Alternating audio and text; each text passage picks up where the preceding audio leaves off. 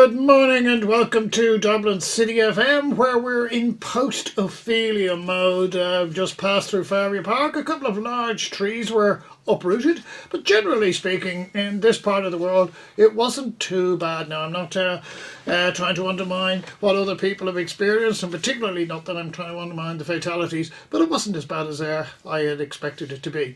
But anyway, today we're delighted to be joined by one of our very long-standing and loyal friends of the programme, Councillor FrancisTimmons. Francis, welcome back to CouncilMatters. Thanks very much, Mick. Yep. Francis, just on a topical note, can I ask you, how did South Dublin survive Ophelia? Was there much damage out there? Thankfully, we had no fatalities. We had about 100 trees that were knocked down and blown over, and some minor damage. But overall, I mean, I have to compliment South Dublin County Council. They responded very well to the storm, and we had electricity went out, but the ESB networks have to be complimented as well. They got the power back on very quick. Yep. So a bit of planning and a bit of organisation goes a long way. There was huge planning, and thankfully, as I said, it paid off. Yep. We had no fatalities, which was the main thing, and it passed over, as you said. Wasn't as bad, but we have to be very mindful that 3 people lost their lives in this terrible storm. So. All's well that ends well, as we say. So in South Dublin County Council, it went as well as it could. Well, that's exactly what we want, isn't it? I mean, you can't compete with nature, as King Canute discovered, but we can, shall we say, minimise the damage it can cause. Absolutely. Yeah. Francis, something that has been in the news, and you've been highlighting it yourself, it's the issue of Clonburris. Now, I'll be perfectly honest, I had, as an old Dubliner, I had no clue where Clonburris was until I actually looked it up. But just stepping back slightly, when I looked into the issue at Clonburris, and I don't know what it is with clones, because the last time I came across a clone-like proposal like this one, it was out in Clongriffin. And that was, this was just going to be sensational. I got a briefing from Dublin City Council about 10 years ago, and this was going to be a new town, and it was going to be huge housing developments, and we were going to have a social infrastructure. We were going to have it all. And then we had the Celtic Tiger, and that collapsed. And that was going to be replaced by the biggest mosque in Europe, and that seems to have gone by the board.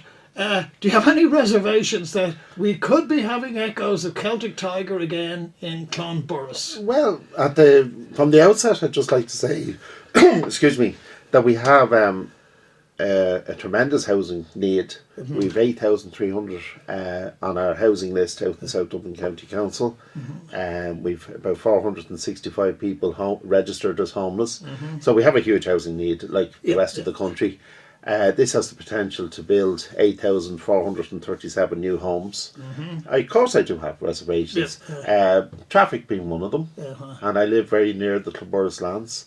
And at the best of times the traffic is difficult, for want of a better word. Step back slightly, Francis, and just tell people geographically where is Clonburris, because it seems to me that it's basically a townland at the moment. It stretches from Balgaddy down to Lucan, from Lucan then up to Clondalkin, and it's 90 hectares of, at the minute, fields. The Camac flows through it. There's a lot of nature, there's a lot of different... So there'd be a lot of different groups that would have vested interests in parts not being built on and different. But about 35% of it's council owned and the rest of it's private. So that's kind of makes it more difficult in some ways because it's privately owned and you're dealing with different landowners and different. So it is a big undertaking, and like you said, we don't want to. And we've had a few briefings, and I've highlighted at each of those briefings that we certainly don't want to make the mistakes of the past and create ghettos and create. We want sustainable communities where there's proper community facilities and proper road networks. So they're the some of the issues. Okay, well, just let's step back a bit, Francis. I mean, clearly, like every other of the council areas in Dublin, as you say, South Dublin has a housing issue, and you've got an expanding population as well. Has this site been chosen perhaps because the council own it, or is there compelling reasons why this is perhaps the best site to produce this solution in South Dublin? Well, part of the reason that it was chosen was obviously it's 90 hectares, which is a huge amount, huge amount of land. And then we've 2 train stations. We've one in Clondalkin that is open at the minute, and we've one up in Cashog up in Lucan that's not open, which will hopefully open as soon as the development starts. It's one of the things we'll be pushing for. So there is 2 good train stations within walking So in distance. terms of transport infrastructure, and you presumably got a freeway link as well, or Absolutely. close by. And I mean, the one concern I would have is that when this was been spoken about first, we were spoken about the Lewis going out, and now we're told that won't happen to 2020 or beyond. Until you've retired. Yeah, and at that stage, that's one of the issues. It's Yeah. one of the big issues. And if you ask most people in Clondalkin, I think the biggest issue would be transport Okay. and traffic. Yeah. Okay. Well, the proposal, and please feel free to correct me on this one. It's roughly speaking about 8,200 properties or housing units, whatever way we want to call it, which will roughly speaking translate to about 23 to 25,000 people. A small town. Yeah, it is. It's the size of Wexford Town. That's Yeah, what they yeah, said now, in the media. In itself, that's commendable. You know, you take people who aren't, who want to buy their own homes, or who want to have social housing, something along those lines. That's very commendable. However, what we discovered in a lot of other places when these things were done, unless you put in the social infrastructure to go with it, that means shops, schools, community facilities, you end up again, as you say, Francis, with ghettos. One of the things that has impressed me with with South Dublin Council, and I hope it's not just rhetoric, is we're not going to make the mistakes of the past in Clonburris. Now, what is being put in place to ensure that doesn't happen? First of all, Mick, at the moment we're going through a 6 You're going to a consultation public process, consultation. yes, yeah. That's up on the 3rd of November, so just to any listeners today, we would encourage people from that area to make submissions. After that, a report will be brought back with all the submissions and observations that are made to the full council. We'll have time to consider that. Then the councillors can put down motions and questions. Motions down, and we can make amendments then to the plan. Now there are some things, I mean, like the train station opening Cashog, I mentioned that. That would be one of the things that I'd be saying should be put in place very firmly, that it opens in conjunction. My other thing would be that I would be pushing for, and several other councillors, would be that the community facilities are built in tandem with the houses. Indeed. That we don't end up with loads of houses and no community facilities or no community centre. Parts of North Clondalkin, as we saw, ended up, Neilstown for example is 40 years old this year. They have a community centre up there now in Rolla, which does a lot of good work, but they were waiting a long time for that community centre. So I think we need the community facilities to be built in tandem with the houses. You mentioned there, and I just have some of the stuff in front of me, along with that they have open spaces. There'll be 90 hectares of parks and open spaces, 7,300 square metres of community floor space, and 21,000 square metres of retail floor space, and 31,000 employment floor space. So there'll be a lot of stuff there. And the other thing, the aim of the plan, which there is faults in it, it's not perfect, but at the moment It's a proposal. it's a proposal, and I keep reassuring people in Clondalkin and Lucan that we need to work together with this. If we don't, the other side of this, Mick, if we don't come up with a plan and say the councillors were, for whatever reason, to vote against this, doesn't mean the houses won't be built. It means builders will go in and build houses willy-nilly here and there, and there'll be no plan. I would rather, it may not be the most perfect plan in the world, but I would rather there be a plan in place and we would have some say in how it develops, rather than builders come in and build apartment blocks, or we could end up with terrible ghettos. Now, at the moment, and I'm again, a lot of this is subject to change and so on and so forth. My understanding is that there is a private builder, Cairn Homes, who they seem to own a land bank, and they're one of the major developers of private residential Yeah. dwelling. First of all, are they on board in the sense that they're not in a position to hold the council to ransom for the land or anything like No, that? they have said that they could be on site, as soon as it's approved. And we would be hoping, I mean, it may not work out that way, but we'd be hoping maybe this could be signed off by next January. Okay, so the capital is in place then, is that yeah, what we're saying? Yeah. Absolutely. And we have obviously got funding from the government to initiate flood defences and stuff, because that was another area that was Floodplains. floodplains. Oh, not again. A lot of Clondalkin there was. Yeah, Obviously, yeah, a lot yeah, of Clondalkin was flood. Where I live in Cherrywood, that was all a floodplain. Yeah. And we've houses, I live there. So Okay. and we've been, where there would have been flooding years ago, now there's flood defences in place. Okay, yeah. Now the thing is, before we build the houses, we need to put the flood defences. Absolutely, not afterwards. Afterwards, that happened in the past. So whose responsibility is that? Is that the council's responsibility, or is it? Can you somehow or other get the developer to, as we say, to wear the cost of that? Well, it's a bit of both. Okay. It's a mix of both. We have, like I said, government funding in to put in road networks and to put in flood defences. So Okay, let's look then now, Francis. Is priority going to be given to people from the South Dublin area, or well, clearly in a commercial environment, anybody can buy, anybody from Absolutely, anywhere yeah. can buy, Yeah. and that's so. How much of it is going to be, shall we say, assigned to social housing? at the minute, it's 10%. Okay, so That's that'll be about 800 houses. 800. 800 dwellings Yeah. anyway. That's So- quite a bit, actually, isn't Yeah, it? I mean, it's a chance realistically to put a dent into the list. Having said that, we've 8,000. Excuse me, 8,300 on the list. So Yeah. the maths. So, the math says you're going to get about 10% off your housing. Yeah, so- well, as I say, Now we may be pushing. I'd be pushing for more council housing on the council-owned land. A higher percentage, which I think my own opinion should be that it would be about 30% in the council-owned.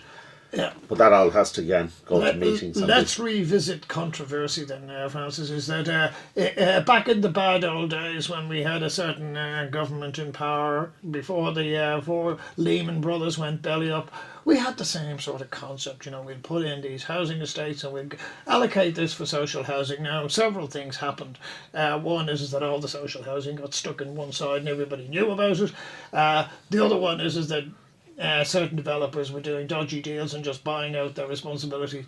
What's the what controls? Because as I say, it's still an early stage. It's still a proposal. What controls would you like to see in the plan to ensure that such, shall we say, sharp practices? personally, cannot happen? myself, and what I will be pushing for, and which I will talk about up at the council, will be that it's a mixed development. That we don't just have council estates. That there are mixed. That's my preferred option. Yeah. I would like to see a mix of the people that go in. I'd like to see a social mix, and I've made that very clear at the briefings that I've been at. Yeah, I mean, obviously we don't want to create certain estates that have, like we've had in the past, and it's taken some of those estates have settled down over the years. But because of the mix of people that were in them and that, so we need a social mix, and there needs to be, the supports need to be in place as well. Yeah. Cairn Homes, I would expect, they're there for profit. That's what they are. They're a commercial company. They're there to maximise the return to their shareholders. Are they looking at essentially making it what I would call a middle class development? Well, I mean, we don't know how much. The price will determine that. Of course, I was going to say we don't know what the price would be. Yeah. I mean, unfortunately, I would like, but that's not national policy at the minute. I'd like to see affordable homes. Indeed. I'd like to see some of them allocated, but we don't have an affordable housing scheme at the minute, unfortunately. And like as much as we have, as I mentioned, the 8,300 on the homeless list, and Dublin City has a lot more as well. We also have a lot of people at home that can't afford to get on the property market. So these, I would hope that they'd be reasonably priced, but we don't have a say in that. Indeed. Something then, Francis, I mean, I have a lot of faith in and confidence in South Dublin to do the right thing and to plan the right thing, but you can't do this on your own. In other words, you need national agencies involved, whether it's the Department of Education, whether it's the HSE, and a whole a range of agencies like that. Have you had much engagement with the national government on this development? This is part of, it's seen as part of rebuilding Ireland, part of the solution. It's not all the solution to the housing crisis, but it is part of the solution. It does. It has the chance. There'll be 8 schools on the land. 8 schools. 8 schools, 3 primary and 3 post-primary. 6 of them are new. There's 2 already there. And approximately, we're hoping that 72% of residents won't have to travel any more than 500 metres to a school. Excellent. So that's part of the traffic plan. Like I said, I'd like more of a commitment from buses, and that we have all this in place. I mean, there's parts of Clondalkin, which I've highlighted before, that don't have a bus service. For example, Palmerstown Woods, which is nearly 40 years there, and it's got no bus service and never had. So although there's a bus stop there, it's never actually had a bus going to it, which is up beside Weefield Prison up that way direction. So you can imagine we definitely want to avoid that. Again, I mean, have you considered more localised forms of transport? Because out where I am, out in Clontarf, we have a bus into town and it's quite a good service. But a lot of the people out there are elderly, and most of the time they just, they use local facilities. And it always struck me is that if we had a small minibus that just literally looped the area and then connected with the other ones, we could perhaps have the best of both worlds. And I just wonder, has such a concept been considered out there? It hasn't, but it's definitely something that I could mention. Like I said, when we come to the motion stage, after the report is brought back, when the public makes submissions and observations, we can, like I said, go through all that. Council will give us their answers, and of course then we'll have the opportunity to put down motions on behalf of residents in the area. So that's why I'm very much appealing at this stage for people to engage in the process, and politicians. Indeed. Because I've read in some of the media there some politicians saying that it's not the best scheme, and look, it's not perfect, but like I said, doing nothing is not an option. This is going to be built on. I would rather, and I live beside it, I would rather have some type of plan in place than just builders come in. Okay, something then I think is really important to put down at this stage, Francis, is that as I say, I suppose the ratepayer, the residents and the constituents of South Dublin, can they be assured that once, if you like, the first sod is turned, that it will finish? Because the last thing you want out there is a ghost estate. If such a thing would be to happen, it'd be a tragedy in that sense of the word. So how can we be assured that, not necessarily that every I and every T is dotted and T is crossed, but at least that it won't be like some of the messes that we had during the Celtic Tiger? Well, obviously, I mean, the recession, hopefully we're not. We're told that the country's picking up and that we're going to be, things are doing a lot better. But obviously, this is a 20-year plan, so we can't. Is it that long? Yeah, okay. It's going to take about 20 years to deliver this. That's what they're estimating in the plans. I mean, obviously, I'd like to see. So it's about 500 houses a year, or 500. I'd like to see, so it's going to be done. And what we need to do, I suppose, as councillors, is make sure that it's a phasing. Like I said, that say every 500 houses that there's some type of facility goes with that there's enough creche places, there's enough school places as it goes along. Indeed. That we don't have a situation. We've already in Clondalkin, we've already some issues. So maybe this development will help in terms of schooling, because we've a shortage of places in schools already. Okay. So something, we've just come through hurricane, or whatever you want to call it, Ophelia. You turn on the news and it's power lines down here and power lines down there and whatever. And I was just saying it to somebody on Monday evening. I said there's absolutely no need for that, because a development, say like Clonburris, you could easily put all this stuff underground at the development stage. Absolutely, Is that something environmentally, it would be so much more attractive, and certainly from a safety point of view. That's one of the things. There may be a cost, but is that something you would like to see in there, Francis? Absolutely, yeah. And the same thing with something I came across in the US about 30 years ago. They were wiring up places for cables and internet and all of that at the very beginning. So you didn't have to come in and start every time somebody wants an internet connection. And stuff, That's what I mean by taking a lead in good design. Is that again something you'd like to see? Absolutely. And again, these are the kind of stuff that we'll bring up. If they're not in the final plan, the plan that's brought up to us to vote on, we'll have motions down on these issues. Like I said, that's again, and going back to the public, we need public to engage and to put down as much, give us as many ideas, I suppose, just like us having a chat here and you're coming up with different things there. And our job then is to ensure as much as possible that they're in the final plan. Like I said, it may not be the most perfect plan in the world, but we'll try and have it as good as possible. Yeah. Again, the two major developments that took place when I was younger, and I'm talking under 21. The first one was Ballyfermot, and Ballyfermot was a massive development. And the other one was Ballymon. Now, in both instances, it seemed to me they put dwellings before people. In other words, when you bought it, they built houses after house after house out there in Ballymon, or in Ballyfermot, and it was a big sprawling estate.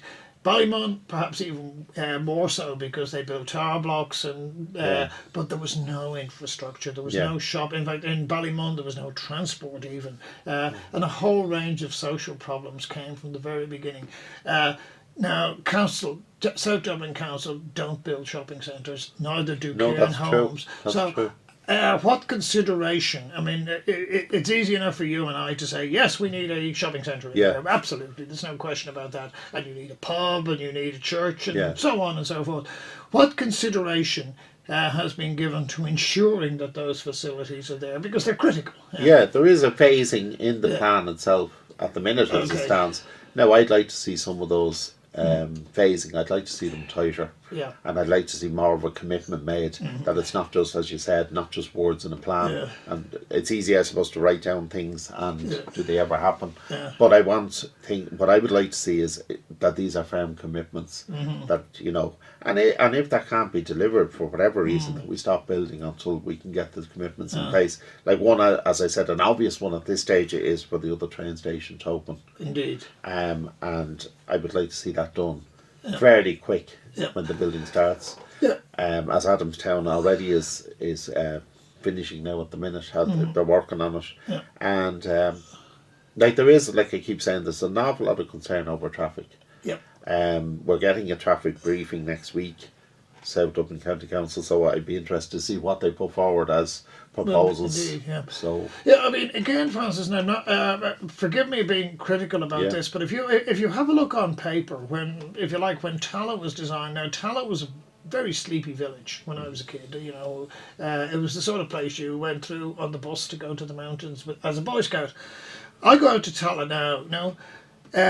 Physically, it is terrific. You've got a great shopping centre, you've got very good central facilities, magnificent library, really good, as good as I've seen anywhere. You've got great transport infrastructure, and it's soulless. And I don't know why. You've got a great theatre, you've got Rural Red as well. I mean, you can't fault the facilities. Now, I may be I'm being overcritical here, but it just strikes me as just lacking that human touch in that sense. I think it's even got Shamrock Rovers, hasn't it? Yeah, and absolutely. But I think, to be fair, Mick, I think the people up in Cllr were left a long time waiting for those facilities as well. Sure. And they were a long time up there with nothing, the same as North Clondalkin and the same as other areas. And now that they're getting facilities, the community is starting to build, and I think I see it in different proposals and different stuff we put down at the council. People are more wanting to engage now because it affects them, the decisions that are made, and they have a say in it. Indeed. And they should have a say in what happens up at the council. Indeed. And unfortunately, we often have meetings up there, and because they're long, at times nobody attends the meetings, nobody's there. Sometimes there's very little media there at times because to cover it. We may get the local, normally the Clondalkin Echo of that comes, but generally there's not much media there. There's very little people there. So it's engaging, I suppose. Communities will will happen if we put the proper facilities in place. Well, I'm gonna make another plug for web streaming of your council meetings. The other three councils do it. It's one way we can get the message out there on your behalf. And I just mentioned when you mentioned web streaming, I had a motion down, obviously, and so you know how I feel about this. Yep. But I was very much in favour of it. We brought it eventually after a long time. It came back as a report. There were two options, and basically we voted on where we're going ahead before we even discussed the options. So we didn't even get to discuss the options as such. But the majority of councillors, which is democracy, the majority of councillors decided not to do it. I think it was a very bad day, and I was quoted in the media as that a very bad day for democracy of the council. Like you said, we're the only council in Dublin that doesn't do webcasting, and we're talking about trying to reach out to people and engage with people. And every meeting, in my view, and I've said it this loads of times, every meeting should be open to the public.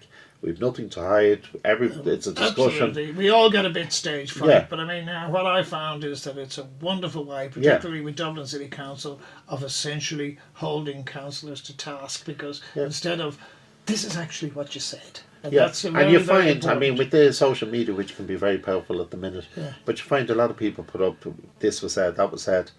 And the only real way is, and we don't keep in South Dublin, it's not like the Dáil, we don't keep a record of every single thing that's said. You just, it's a general kind of maybe you could have an audio just to start with.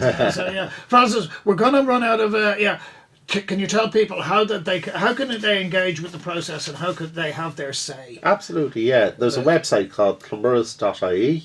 You go on that website there, and there's a button, make a submission, and you go on that and make a submission before the 3rd of November.